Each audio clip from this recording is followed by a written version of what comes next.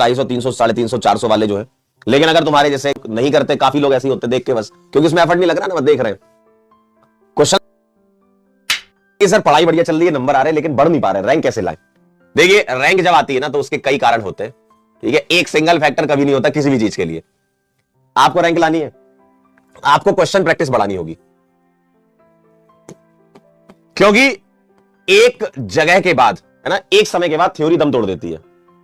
आप क्वेश्चन से सीखते हो, एक समय के बाद थ्योरी दम तोड़ देती है, आप सवालों से सीखते हो। आप सवालों की प्रैक्टिस ज्यादा से ज्यादा करोगे तो आप उस जगह तक पहुंच सकते हो।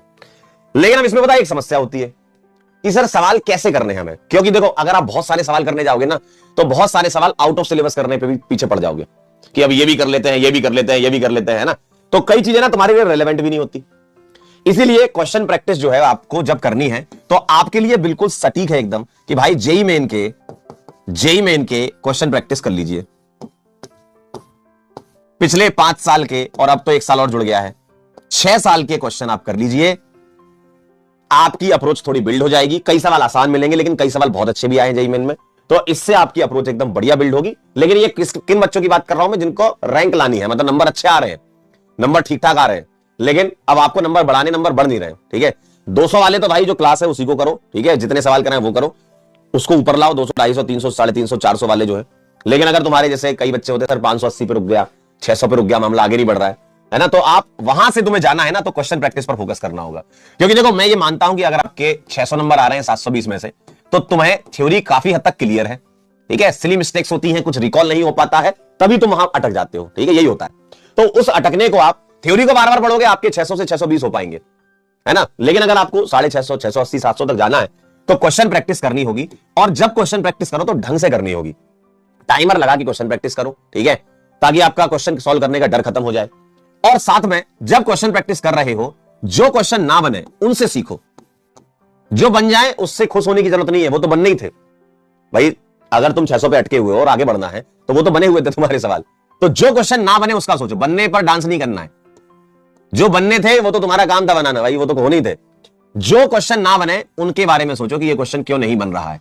अब हो सकता है कि आप सवालों की प्रैक्टिस कर रहे हो, कुछ ऐसा सवाल मिल जाएगी जो सिलेबस में ना हो, तो उसके पीछे मत पड़ो, उसको छोड़ दो।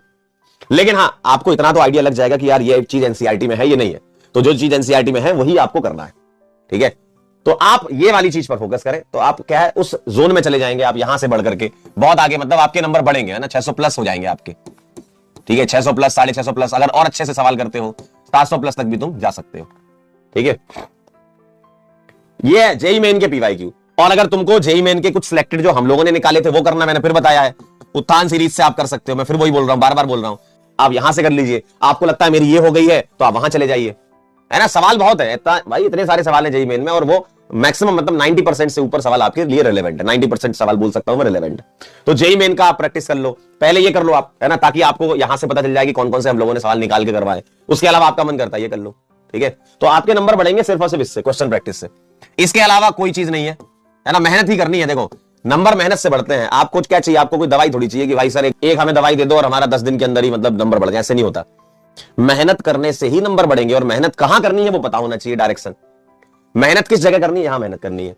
थ्योरी में बहुत नहीं उलझना है, क्योंकि हमारा दिल और हमारा दिमाग थ्योरी पढ़ने के लिए बहुत गवाही देता है कि भाई साहब थ्योरी पढ़ो। क्यों? क्योंकि उसमें एफर्ट नहीं लगता ना, आप तो बस देखते रहते हो, बस मजा आ रहा है ना। तो आप लिख के रिवीजन करते हो, अगर लिख के करते हो तो बहुत अच्छी बात है। जो लोग नहीं करते, काफी लोग ऐसे होते देख के बस, क्योंकि उसमें एफर्ट नहीं लग रहा ना, बस देख रहे हैं। क्वेश्चन सॉल्व करने में दिमाग लगता है, लिखना पड़ता है तो एफर्ट लगता है, तो आपका दिल और दिमाग यही बोलता है कि नहीं, क्वेश्चन की प्रैक्टिस नहीं करनी, थ्योरी पढ़नी है। और फिर तुम वहीं अटक जाते हो, फिर परेशान होते रहते हो। तो इसीलिए मेहनत करनी होगी क्वेश्चंस पर। जितने ज्यादा सवाल लगाओ उतना बढ़िया काम हो जाएगा।